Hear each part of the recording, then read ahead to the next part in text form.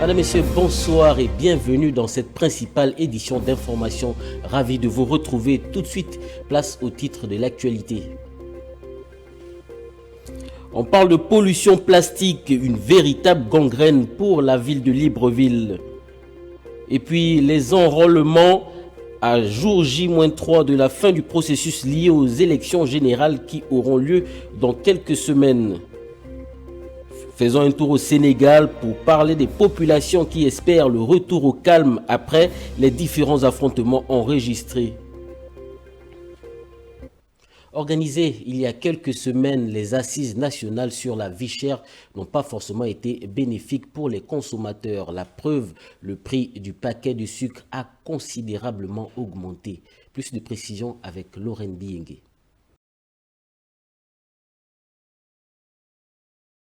La pénurie et la cherté du sucre sur le marché de la capitale constituent un problème complexe qui impacte ces derniers. Cette situation suscite l'inquiétude des consommateurs qui se retrouvent perplexes face à cette réalité. Avant, le sucre, on paye le sucre à 800. Du coup, on se retrouve prenant le sucre et monter à 1000 francs. C'est le prix à 1000 francs, à 1500, 1200.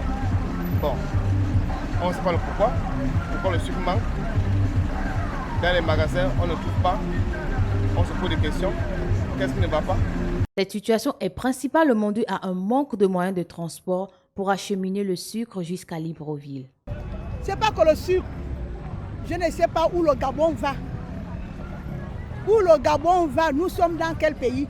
Voilà maintenant, ils ont déjà bloqué tout l'argent pour les campagnes. En attendant, c'est simplement à cause de la route. La route est coupée depuis, le sucre vient du Haut-Ogoué. La route est où? Le train ne part plus, même la voie terrestre, tout est bloqué. Passons à la pollution plastique pour parler de la journée du traité international des négociations qui ont été signées. C'était l'occasion pour notre rédaction de se pencher sur la question et de voir à quel niveau on se situe par rapport à cette pollution plastique. Ruth Matsanga nous donne plus de détails. Le phénomène de pollution plastique prend de l'ampleur au regard du nombre grandissant de bouteilles en plastique abandonnées sur les routes, plages, caniveaux ou dans plusieurs cours d'eau de la capitale. Une situation qui déplaît la population. Moi, j'ai seulement deux choses à dire. Parce que la première remarque, c'est la faute aux dirigeants, aux gens qui s'occupent de ça, donc la mairie. Deuxièmement, la population aussi, elle est fautive. Moi, il n'y a que ça. Parce que quand on demande de recycler les ordures, il faut les mesures d'accompagnement. Il faut au moins, comme on voit un peu chez les autres, il y a au moins 3 poubelles. Une pour le plastique, une pour les verres. Voilà. Maintenant, si on n'a pas ces mesures-là, rien ne peut marcher. L'État a une part des responsabilités dans la gestion des ordures. Normalement, il doit payer les gens pour que les gens nettoient ça parce que comme ça, c'est sale, c'est vilain. Parce que la campagne arrive, normalement, il doit bien nettoyer ça, ça doit revenir propre. Bon, toute la ville, en fait, doit revenir propre. On ne doit plus voir la saleté comme ça, c'est pas bon. Selon le média 241, le gouvernement doit inciter les entreprises dont les bouteilles plastiques interviennent dans le système de production à prendre des mesures nécessaires pour réduire l'utilisation excessive et inutile de ce matériel et surtout à s'engager à mettre sur le marché des produits recyclables. On parle à présent de la qualité de vie où le Gabon occupe la 106e place sur 135 pays. C'est le magazine américain US News qui a rendu public la liste où la qualité de vie est la meilleure en 2023. S'appuyant sur 35 facteurs, cet indice global issu des données mondiales classe le Gabon 106e, comme je le disais tout à l'heure. Regardons cet élément de Maya Meza.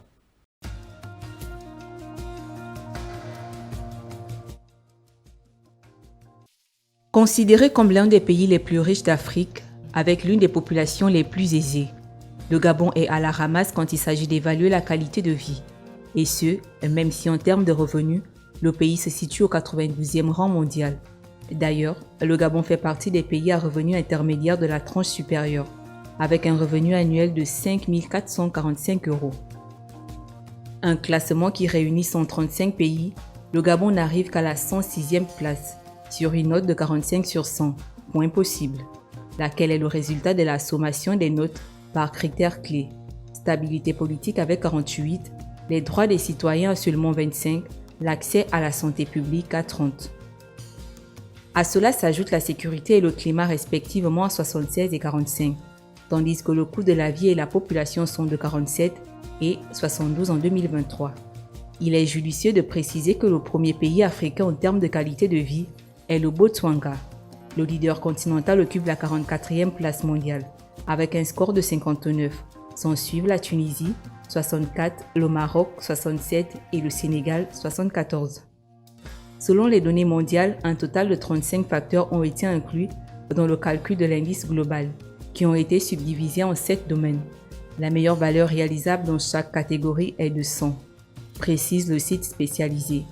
Il va sans dire que si le Gabon connaît une stabilité politique, il faut noter que cette note est tributaire des aspects sociaux, le taux de chômage et le niveau de revenus notamment.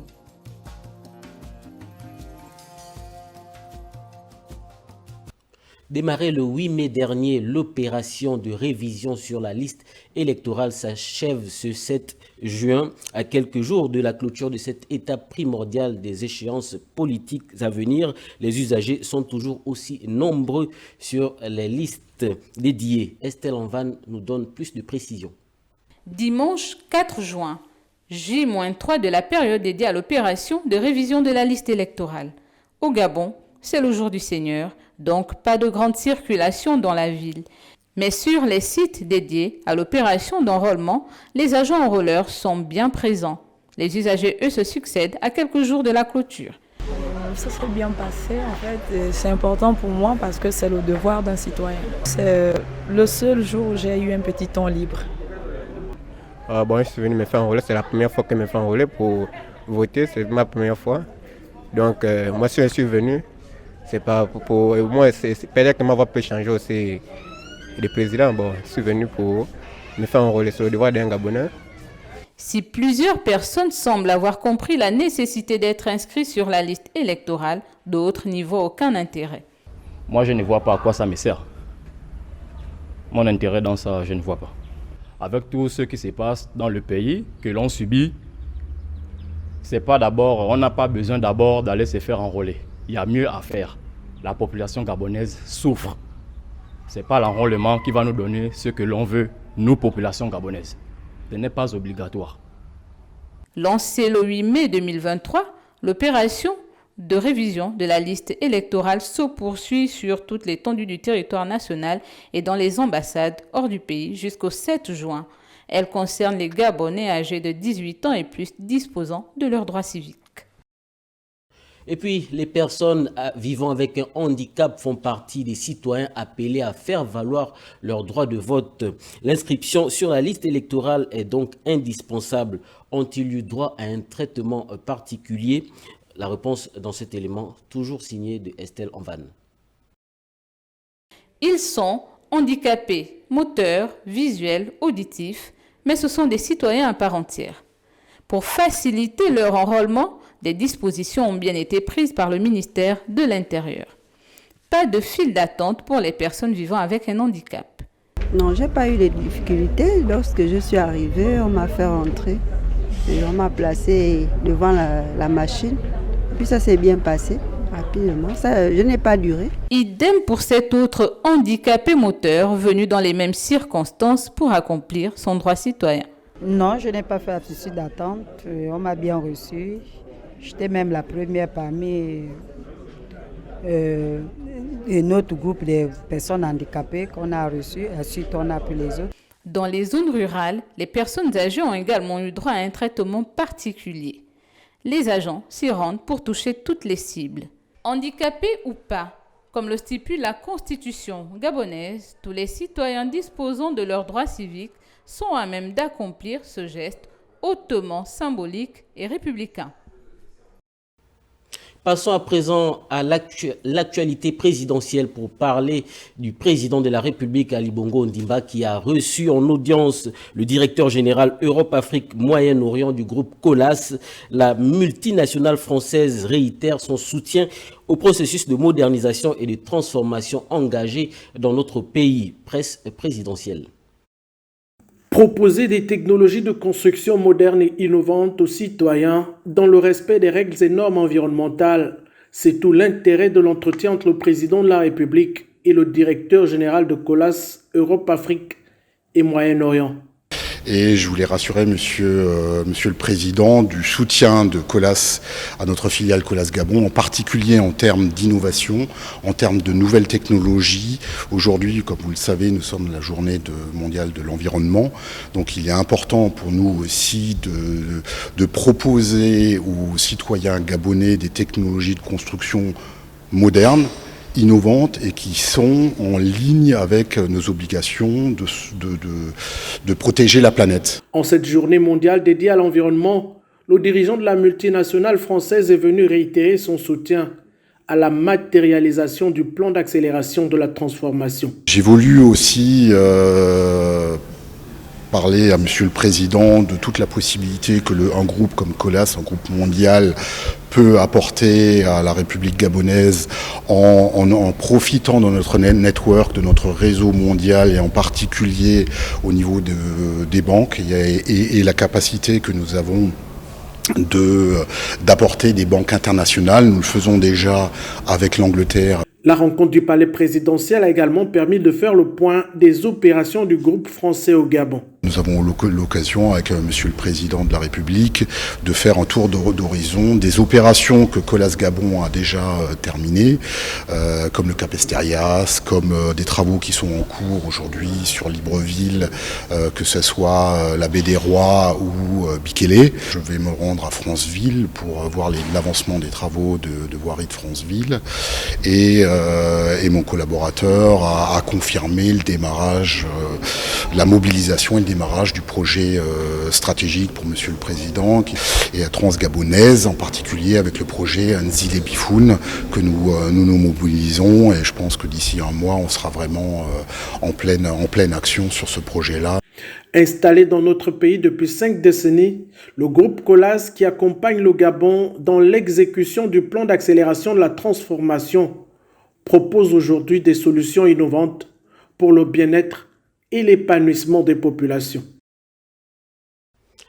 Puis, l'hôtel de ville d'Oyem a servi de cadre pour abriter la rencontre entre les membres du Haut Commissariat de la population, un événement qui a été supervisé par Michel Essongué.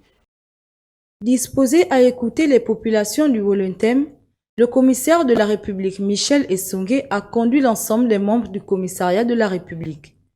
Madame le commissaire Rose Alogo Mengara a eu l'honneur de présenter à la population de la ville d'Oyem, qui était massivement présente à la salle de conférence de la ville d'Oyem, le haut commissaire de la République venu écouter les populations du Wolontem.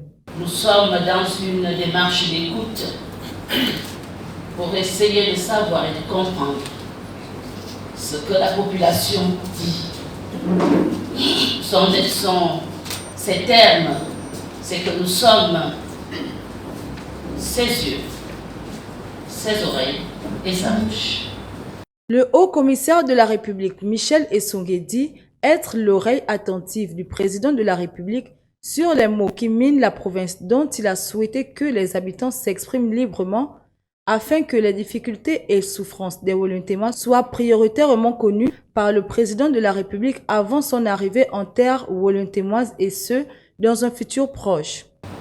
Ainsi dit, cet organe est dirigé par M. Michel Essongué, c'est le haut commissaire général de la République. À sa gauche, le haut-commissaire Jean Evindo. Les populations en retour ont non seulement félicité l'heureuse démarche républicaine, mais aussi se sont exprimées à cœur ouvert.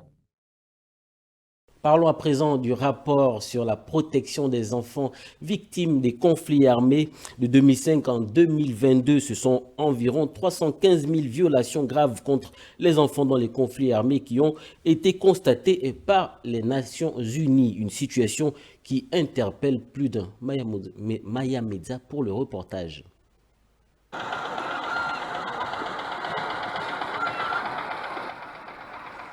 Alors que les États, les donateurs et la communauté humanitaire se sont réunis en Norvège pour la conférence d'Oslo sur la protection des enfants dans les conflits armés. L'UNICEF a signalé que depuis le début de la surveillance en 2005, l'ONU a vérifié 315 000 violations graves commises par les parties en Afrique, en Asie, au Moyen-Orient et en Amérique latine. La nuit, on était assis dans notre salon et les bandits sont venus. Les gens criaient, couraient et rentraient leur maison et fermaient leurs portes. La guerre est finie. Ma mère et mon père ont dit qu'on va quitter ce pays-là parce que c'est trop dangereux. Et c'est à cause de ça qu'on est venu à Sévaré. Il s'agit en effet de 120 000 enfants tués, 105 enfants utilisés par les forces armées, 32 000 enfants enlevés et 16 000 victimes de violences. Une situation qui emmène l'UNICEF à prendre en charge la protection des millions d'enfants touchés par des situations de conflit afin d'améliorer leur bien-être, notamment par la fourniture d'un soutien en matière de santé mentale et psychosociale. Cependant, l'étude indique également un déficit de financement imminent. Si le rythme actuel du financement humanitaire se poursuit, le déficit projeté s'élèvera à 835 millions de dollars en 2024, pour atteindre 941 millions de dollars d'ici 2026. Cet écart pourrait exposer les enfants touchés par le conflit aux effets immédiats et durables de la guerre. L'UNICEF interpelle une fois de plus les gouvernants à prendre de nouveaux engagements audacieux pour faire respecter et opérationnaliser les lois et normes internationales déjà en place pour protéger les enfants en temps de guerre, notamment pour protéger les écoles, les hôpitaux et bien d'autres biens publics. L'UNICEF appelle également les acteurs humanitaires à investir dans les politiques qui placent les enfants et leur protection au centre de l'action humanitaire dans les situations de conflits armés.